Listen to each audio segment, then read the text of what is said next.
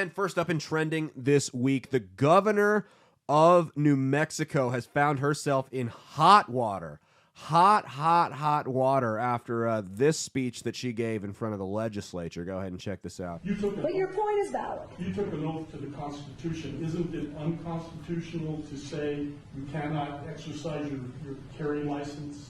With one exception, and that is if there's an emergency, and I've declared an emergency for a temporary amount of time, I can invoke additional powers. No constitutional right, in my view, including my oath, is intended to be absolute. There are restrictions on free speech. There are restrictions on my freedoms.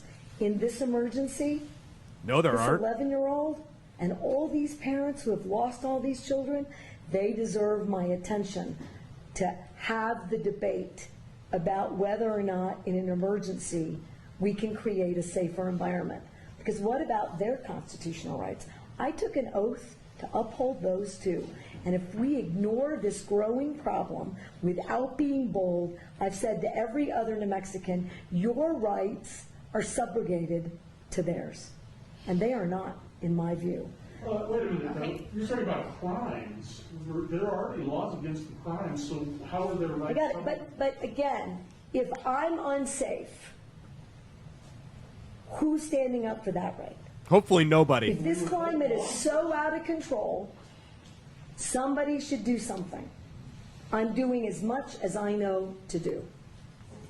Madam Governor, do you really think that criminals are going to hear this message and not carry a gun in Albuquerque on the streets for 30 days? No. But here's what I do think. You don't think a lot, do you? It's a resounding message.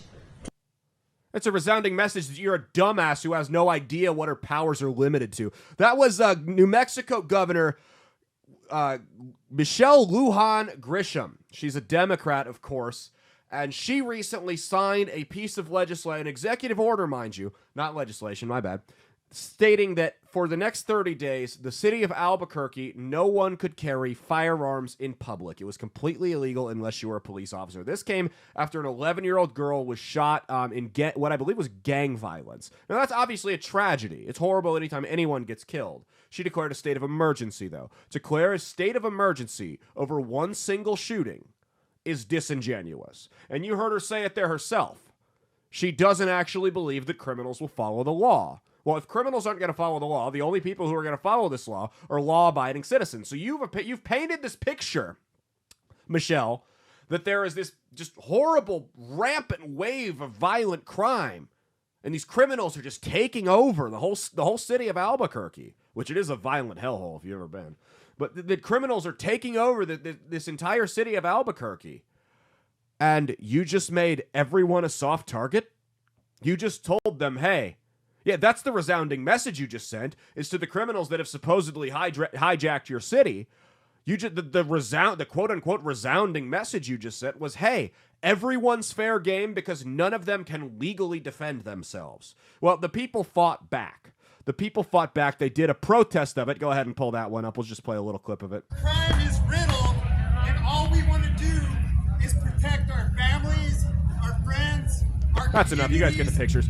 Everyone was packing in Albuquerque, breaking the law. No one was arrested. The sheriff came out and said, I will not enforce this law. It's not going to happen. It's unconstitutional.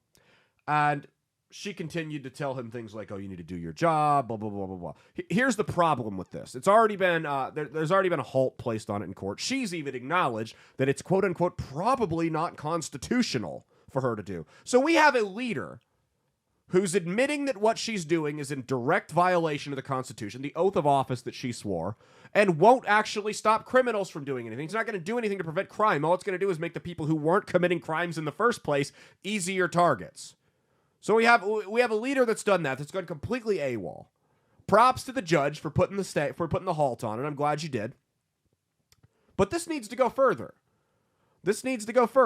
She needs to be removed from office and put in jail. It's not like she passed something and tried to see if it was constitutional or not. No, she signed an executive order, bypassed the legislature, violated the Second Amendment, and said, yeah, I know I'm doing it, so what?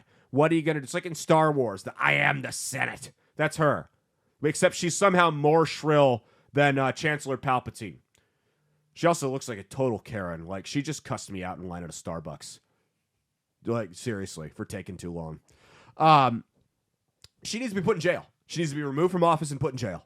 That's what we need to do here. And I'm not going to encourage this. I'm not saying this is what we should do. I'm just comparing, for historical context, the way we used to do things in this country to show how much things have changed. Again, I'm never suggesting anyone should do this or that it should be the precedent now. But there was a time where we took politicians who did stuff like that, who disarmed people knowing they were violating the Constitution, and we took them out into the woods, and we found a tree and tied a rope around their neck. And then, well, you figure out what we did with the rest of it.